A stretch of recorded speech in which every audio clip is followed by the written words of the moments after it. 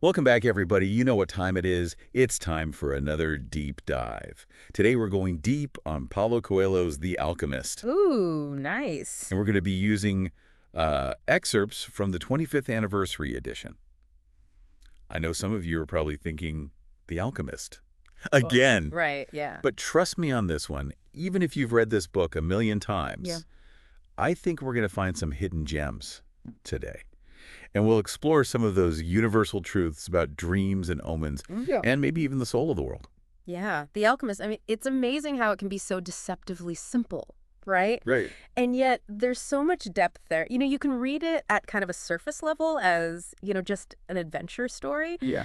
But underneath that, there's a whole universe of meaning, really. Absolutely. And Coelho wastes no time. Right. He goes in right away at the beginning with that retelling of the Narcissus myth in the prologue. Oh, yeah, that's a good one. We all know the story, right? Uh-huh. Narcissus is obsessed with his reflection, Mm. falls into a lake and drowns. Right, right. But Coelho throws in this really fascinating twist.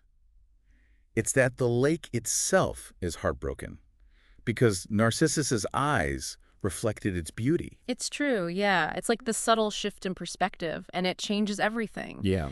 Suddenly we're not just looking at vanity, but like a deeper commentary. Like how we so often we seek validation outside ourselves, right? We miss our inherent value because we're too busy looking outward. It really makes you think, How often do we downplay our own strengths? Mm-hmm. Or we seek approval from others, instead of trusting our own inner compass? That's right. And that prologue is like, I don't know, like the key. Yeah. It unlocks the whole book, I think. It does. And that really sets the stage for Santiago's journey. Right. It's basically like one big metaphor for pursuing our personal legend. Exactly. And that journey begins, with this simple shepherd boy in Andalusia.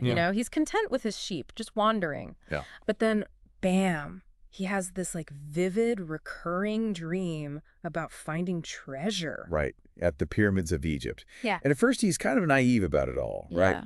He sees the dream, I don't know, as like just a straightforward message. Mm-hmm. Almost like directions. Oh, okay, I get it. But he doesn't understand the idea of omens, like as this deeper language Right. that the universe is using to like kind of nudge him in the right direction. Yeah, he's like a student? Yeah. Like just starting to learn a new language, right? Yeah. He gets the basic words, but he doesn't have the nuance yet. Right. The grammar, the poetry. Yeah, exactly. Yeah. And that's where the old woman comes in. Right. She's the one who really introduces Santiago to this concept of omens and personal legends. Right.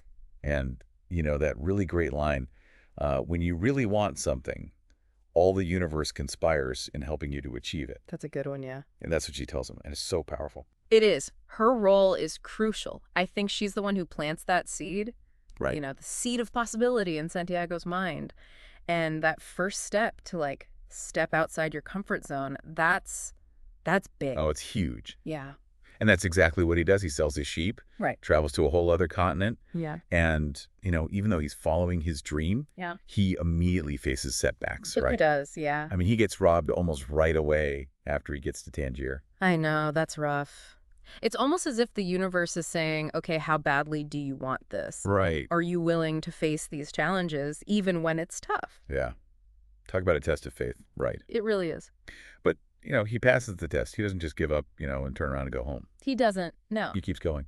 He finds work with a crystal merchant, which, that leads to a whole other layer of learning for him. It does. And what's interesting about that whole episode, I think, is that it's not just about business success. Right. It's about recognizing how the world kind of collaborates when we're aligned with our purpose. Yeah.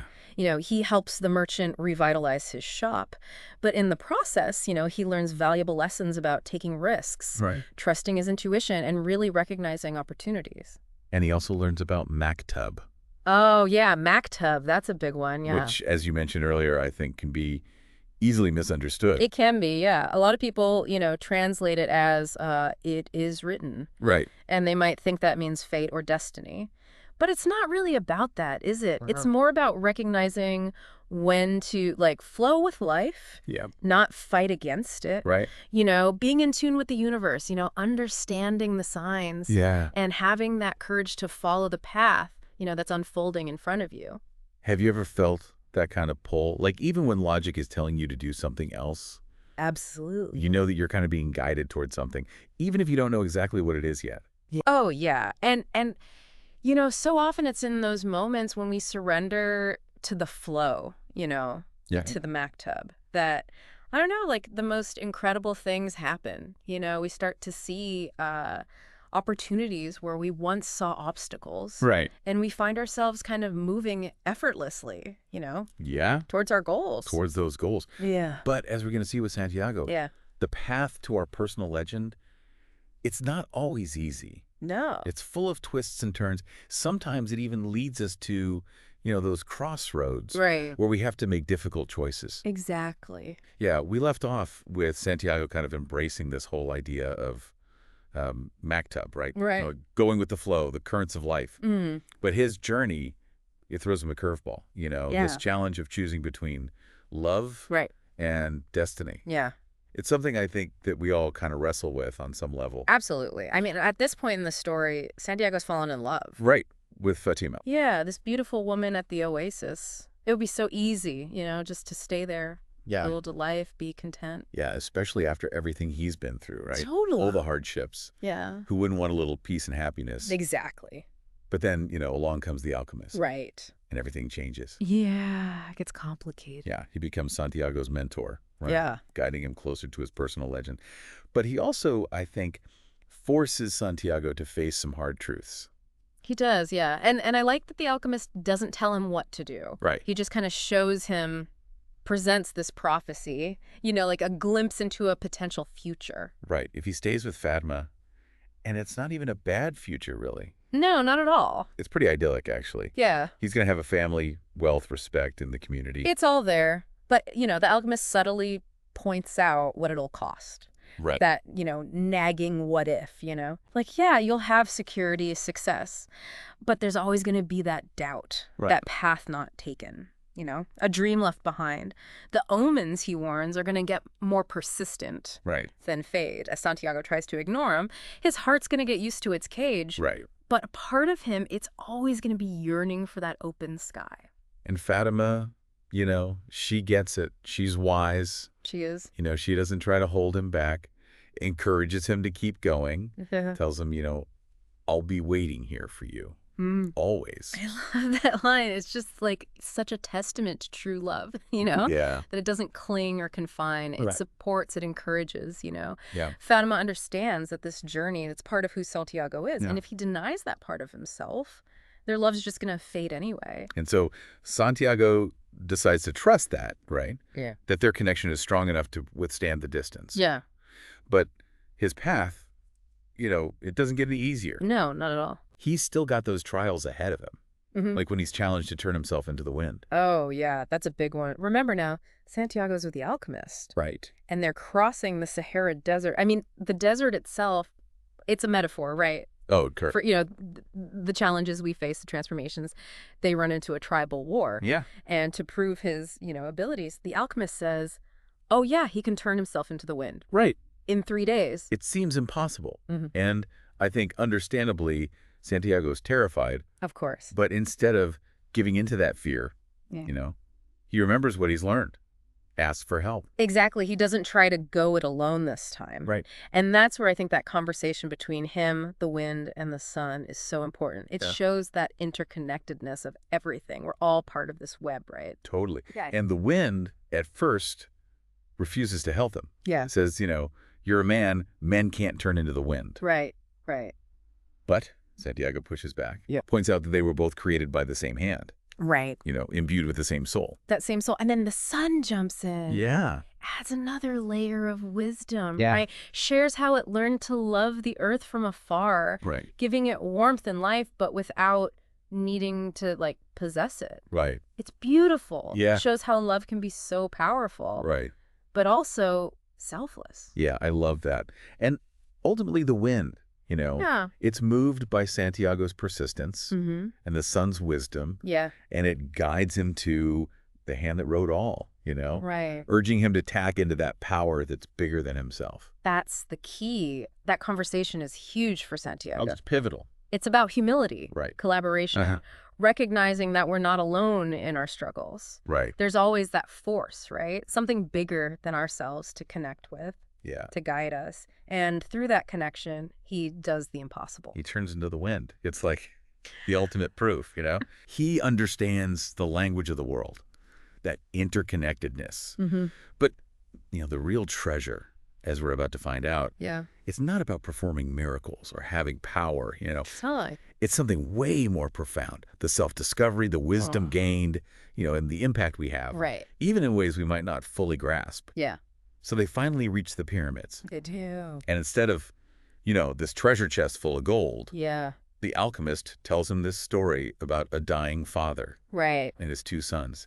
And this story, it seems like a detour at first, Right. but it really unlocks the whole deeper meaning of his quest. It does, yeah. The father in this story, he has a dream Right. that one of his sons is going to leave behind these words, Right. that are remembered forever. Right. He just assumes it's going to be the poet. Right. Whose verses are, loved by everyone in Rome. Right, the famous son. But when the father gets to heaven, the angel shows him it's the other son. The centurion. Mm-hmm. And his words, they become this testament to faith, to humility. It's echo throughout history. They do. Yeah. It's powerful, Yeah.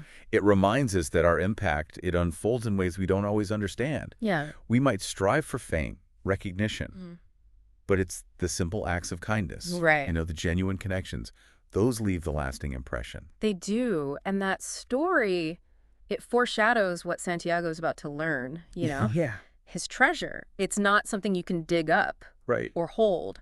It's way more profound. Right. Lasting. It's the journey. Right. The lessons, the transformation. That story about the centurion really makes you think. Like, sometimes true treasure isn't gold or jewels or whatever. Right, yeah. It's the impact you have, the legacy, even in simple things. It is. It speaks to the idea that the soul of the world, Yeah. it works in ways we don't always get. Right, right. Coelho keeps coming back to that in The Alchemist. Yeah. That connection between everything. Yeah. This unseen force that's guiding us. Right. Even when we're clueless. Right, exactly. Yeah. And now it's all coming to a head, Yeah, yeah. We left off with Santiago at the pyramids, right? Right at the foot of them, yeah. Expecting to find a hidden chamber overflowing with treasure, but But doesn't quite work out that way. it doesn't, no. He digs and digs, He does. desperately searching. But that treasure, it's like hidden somehow. It's elusive. And then this really profound thing happens. He What? cries, Oh, wow. but not from frustration or anger or anything. It's like tears of understanding. Wow. Like all those lessons from his journey, all the Mhm. wisdom, it all comes together in that moment. Remember what the alchemist told him. Yeah. Where your heart is, there you will find your treasure. And those tears, Yeah. that raw emotion, That's it. That's the sign. it's the sign that he's reached the core of himself. The place where the real treasure is. And then, almost on cue, there's this scarab beetle. Oh. It just appears, scurrying around. It might seem small, Yeah. but in ancient Egypt, Right. those scarab beetles symbolized rebirth, Yeah. transformation, even the divine. Like a little wink from the universe, right? You're on the right track. Right, and it's in that moment, while he's digging in the sand, Yeah. right where his tears fell, It hits him. that's when he finally understands. The treasure wasn't at the pyramids. Yeah. It was in him all along. The whole time? The journey, the struggles, the wins, the love, the loss. Yeah. It all transformed him. Shaped him. And the real treasure, it's his own growth. Is becoming. And that's way more valuable than anything you can hold in your hand. Oh, absolutely. He remembers the old king, Yeah. When you want something, all the universe conspires to help you achieve it. Powerful stuff. Right. And he realizes that the universe did conspire, Yeah. but not with a chest of gold. No. It was those experiences. Right. The ones that made him grow. Right. His own transformation. The real wealth. It's the wisdom. Mm-hmm. The person he's become. That's the treasure he can take anywhere. Exactly. Something to carry with him. It'll guide him for the rest of his life. Yeah. But the story, it doesn't end there. Right. Santiago, he knows he's got to go back, Right. back to where he started. Yeah. Honor the promises he made along the way. So he returns to that old woman, Right. the one who interpreted his dream, shares what he's learned, shows her he followed his path. That's right. He embraced the soul of the world. And then there's that ending, Yeah. with the Levanter wind carrying the scent of Fatima's perfume. I love that. It's beautiful, right? It is. It's that perfect mix of real and magical. Mm-hmm. Even after those tough journeys, Yeah. love and destiny, they find a way. They do. It shows that life goes in cycles, We Yeah. come back around. Yeah. But we're different because of what we've been through. The Alchemist, it's a story that really sticks with you. Oh, it does. It reminds you that we all have that personal legend. Mm-hmm. A path that calls with, it might not be far off lands or treasure, but it's just as important. it's just as magical. It is. It's about listening to your heart. Yeah. Paying attention. Having the courage to follow your dreams. No matter where they lead. Well, as we wrap up our deep dive into The Alchemist, I'll leave you with this. What's your personal legend? That's the question. What treasure are you looking for? And what's that next step, Yeah. to uncovering it? Keep thinking about those. And never stop believing in the power of your dreams. Until next time, keep exploring, keep growing, and keep listening to the whispers of the soul of the world.